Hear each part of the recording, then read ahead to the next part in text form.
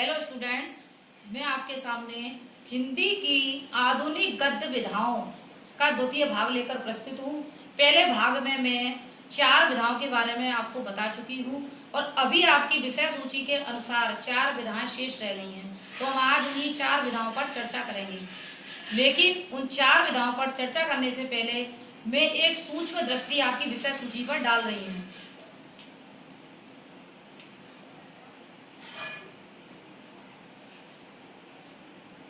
आपकी विषय सूची में यह 8 विधाएं हैं,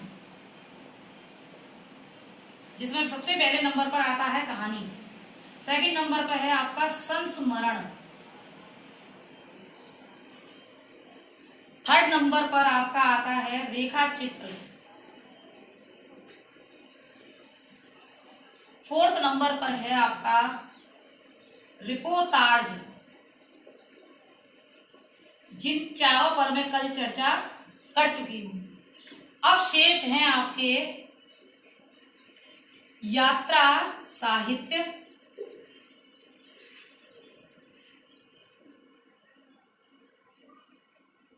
सिक्स है आपका आत्मकथा, सेवेंथ है आपका डायरी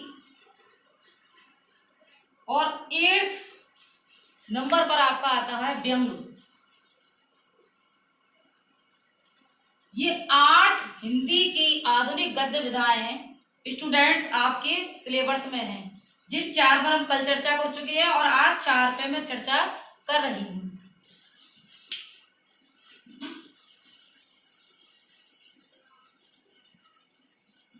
अब हमारा आता है आज यात्रा साहित्य।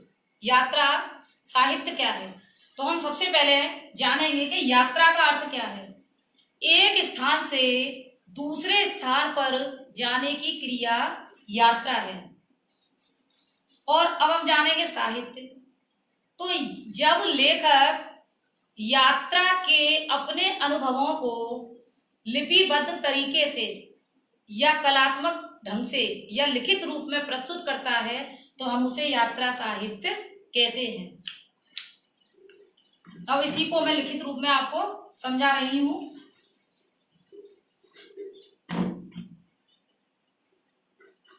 यात्रा साहित्य, तो सबसे पहले हम यहां पर शब्द जानेंगे कि यात्रा। यात्रा शब्द जो है वो या प्लस शटुन धातु तथा प्रत्यय के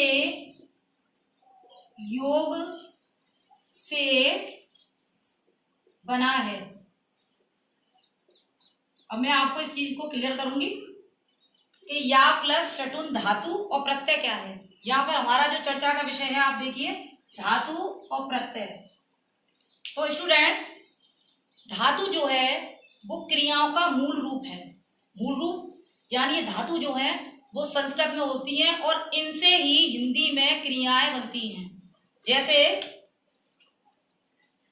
पठ, पठ हमारी है धातु और इस पठ धातु से ही हिंदी में बनता है पढ़ना, अर्थात हमारी क्रिया क्या हो गई, पढ़ना। तो पढ़ना कहां से बना बच्चों, पठ धातु से।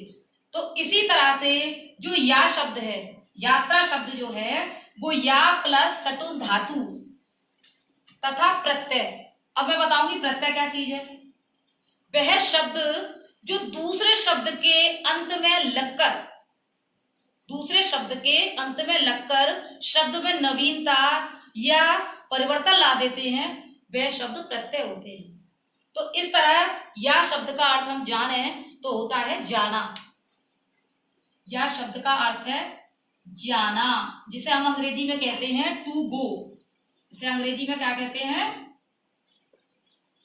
To go.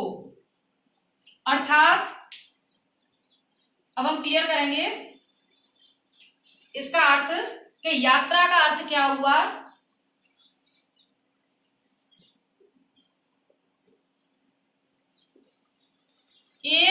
स्थान से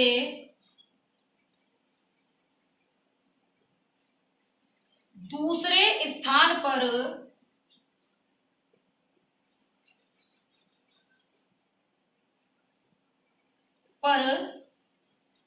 जाने की क्रिया। जब मनुष्य एक स्थान से दूसरे स्थान पर जाता है तब हम उसे यात्रा कहते हैं। अब हम जानेंगे साहित्य।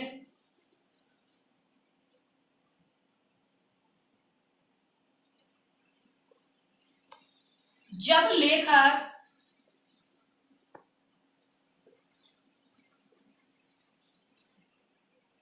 अपनी यात्रा का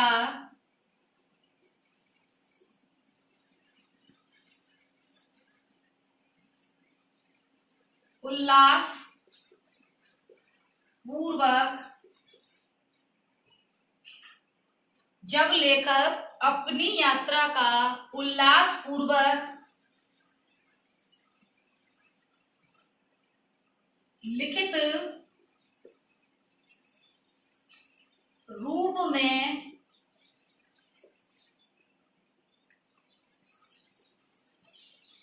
शब्दों के द्वारा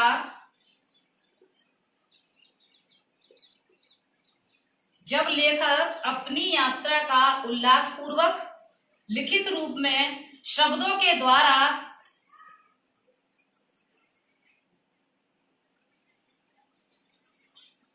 क्रमिक वर्णन करता है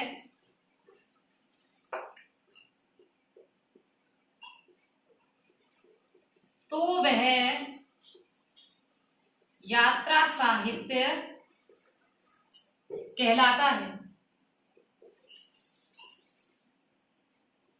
यात्रा साहित्य कहलाता है।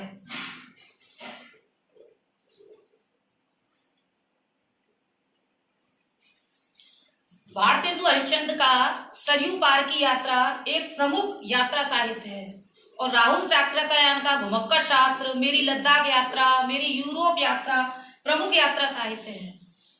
अब इसके बाद हम जानेंगे कि आत्मकथा क्या है।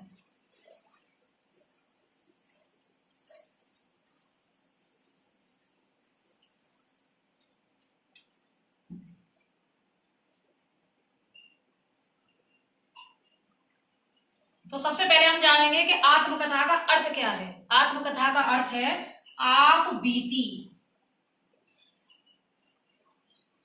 या आत्मचरित।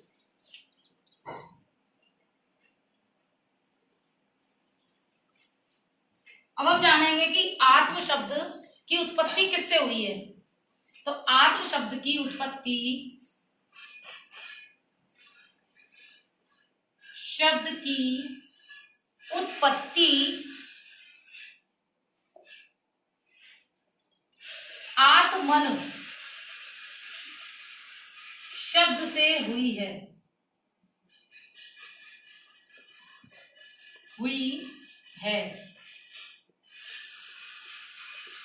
जिसका अर्थ है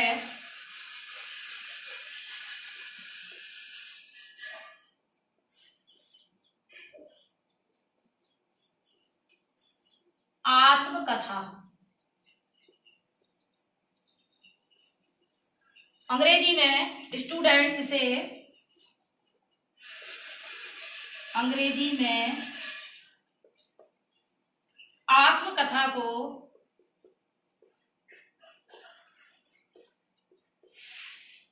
ऑटोबायोग्राफी कहा जाता है।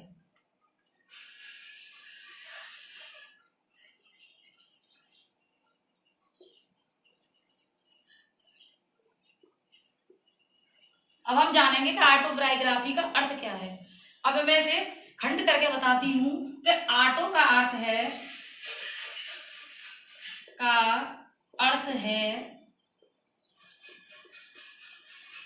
आत्मा और बायोग्राफी का अर्थ है बच्चों जीवनी।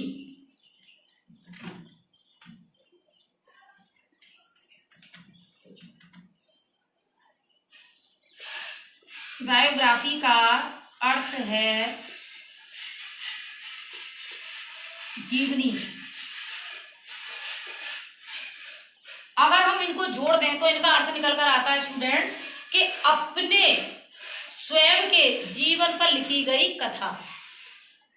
और अगर हम इसकी अर्थ निकालें तो इस तरह से निकल कर आएगा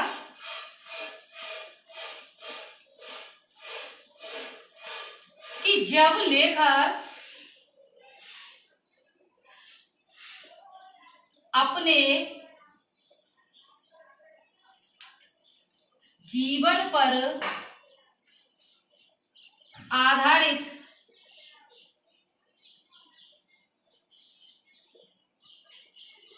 पूर्ण कथा का क्रमिक विवरण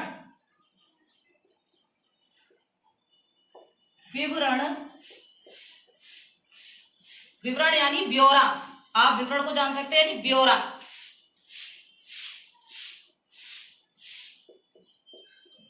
ब्यौरा प्रस्तुत करता है लिखित रूप में। ब्यौरा लिखित रूप में प्रस्तुत करता है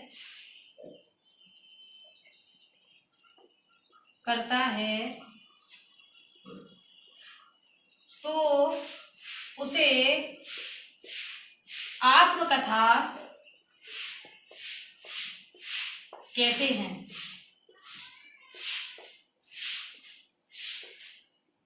इसके बाद हम जानेंगे डायरी।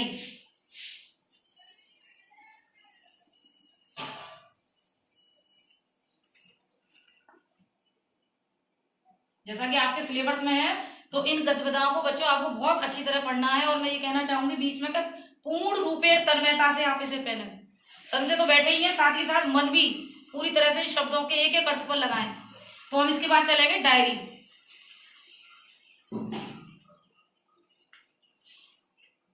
ऐसी पुस्तिका, साधारण अर्थ में हम कह सकते हैं इसे ऐसी पुस्तिका, ऐसी पुस्तिका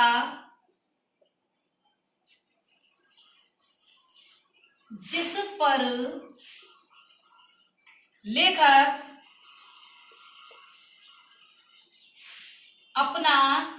अपने दैनिक कार्यों का तिथिबद्ध,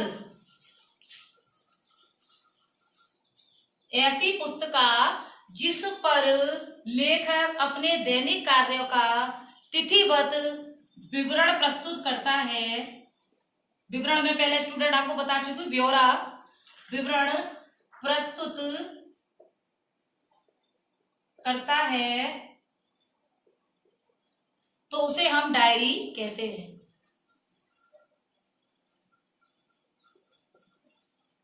उसे हम डायरी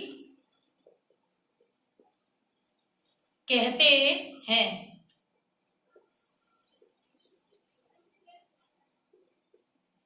इसके बाद जो हमारे सिलेबस में है, वैसे तो और भी गतिविधियां हैं लेकिन हमें यहाँ पर चर्चा करनी है जो आपके विषय सूची में है।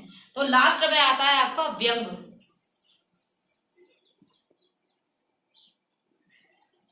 जैसे कहते हैं किसी पे टोंट मारना, लेकिन हम यहाँ पर अगर अर्थ निकालें तो साधारण अर्थ में हम कह सकते हैं कि अपनी बात को साधारण तरीके से ना कहकर किसी दूसरे माध्यम से व्यक्त करने को भी हम व्यंग कहते हैं। लेकिन यहां हम समझेंगे कि गद्य की ऐसी विधा जिसमें किसी व्यक्तित्व, समाज या विसंगति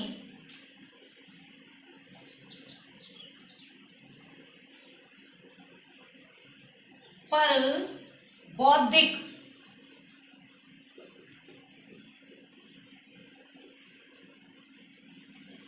बौद्धिक आक्रमण, बौद्धिक आक्रमण अभिव्यक्त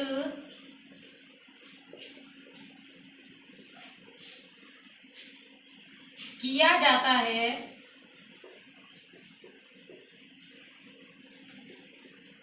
वह गद्य कहलाती है, वह व्यंग कहलाती है।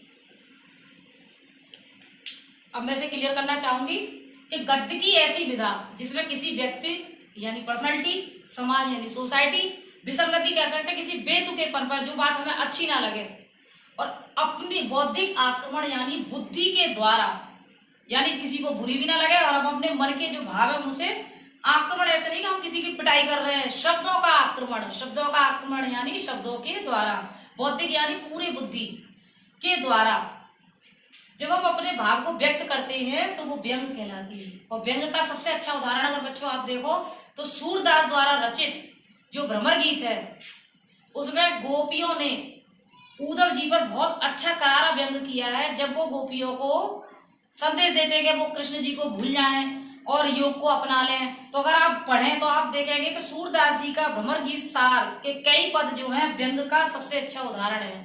दो लाइनें मुझे इस समय याद आ गई कि जब उन्हें योग का संदेश देते हैं तो गोपियां उद्धव जी को लौट कर जवाब देते हुए कहती हैं कि हमारे हरि हारल की लकड़ी, यानी हमारे हरि हारल की लकड़ी और तुम्हारा जोग लागत है ज्यों, तुम्हारा जोग लागत है त्यों ज्यों करऊ ककरी। अर्थात कि जब वो कहते हैं तो कहते हैं कि हमारे हरि जो है यानी जो हमारे ठाकुर जी हैं वो हमारे लिए हारल पक्षी की तरह से है। हारल पक्षी ऐसा होता है जो अपने जिस लकड़ी पर बैठता है उसे अपने पंजों से पकड़ लेता है, और तुम जो हमें योग बता रहे हो वो तो हमारे लिए कड़वी ककड़ी है, तो इसलिए हम तुम्हारे योग को नहीं अपना सकती।